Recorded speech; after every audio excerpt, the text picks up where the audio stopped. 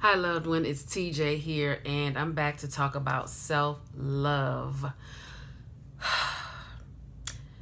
It's a new day. Transformation is happening.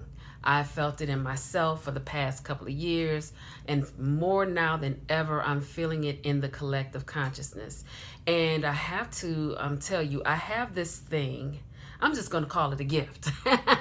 I have this thing where I can tell when something is no longer in alignment with the whole, with the collective consciousness, or I can feel a shift happening. I can't pinpoint all the things, like other people can, but I've always said, "Oh, that's kind of outdated, isn't it? That's kind of dated." And it usually is, or it ends up being outdated like the following year. Everybody else is like, "Ew, we're doing this still?" I don't think so. And this brings me to the self-love. I am 100% over self-hate, self-loathing, um, just being discouraged about your own abilities, your own greatness. I am 100% over that. I happen to know that we were all put here for a reason. We are not like just leaves that just fell out of the sky, out of nowhere, for no reason, just to sit and land and do nothing. Everything in nature is here for a reason. And I think a lot of us walk around with blinders on to our own power, to our own gifts, and thinking that, great things are for other people that we don't either we don't know, or not for ourselves. You know what I mean, for ourselves.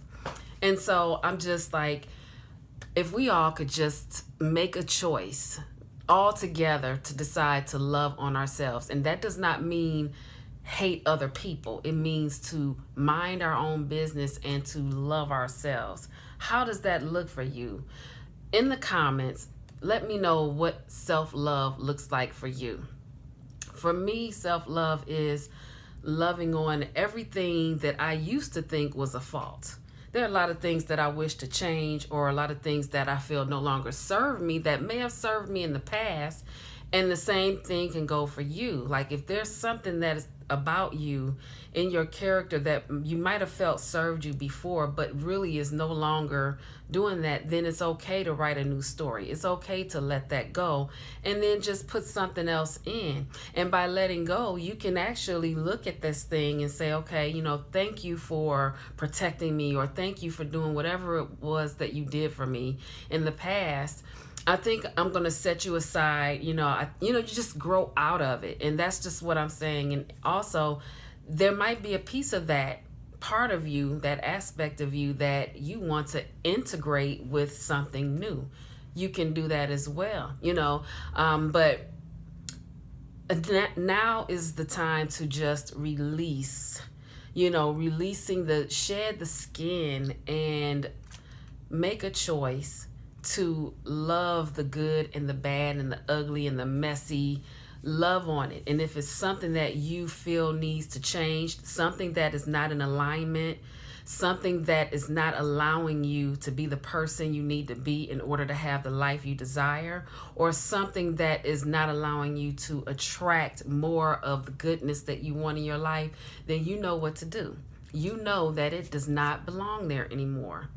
And this is not pointing fingers at other people. This is not gossiping about other people. This is not thinking you're better than other people, or that you're more awake than other people. It is more about you minding your own business and choosing to just love on yourself. And even if you literally say it, rub your heart space, I love you, I love you, I love you. A lot of times with that love, you have to also incorporate forgiving yourself. You would be surprised at how much pain can be resolved and released from your body when you decide to forgive yourself for whatever it might have been in the past. Pray on it. Ask for help from your higher power or from your heavenly staff. Ask for help with the process if you need it. Sit in meditation. Get you some rose quartz crystals. In my last video, I talked about that. Hold one in each hand and sit in meditation with it. And the more you start to transform with the self-love, then that energy is going to radiate outward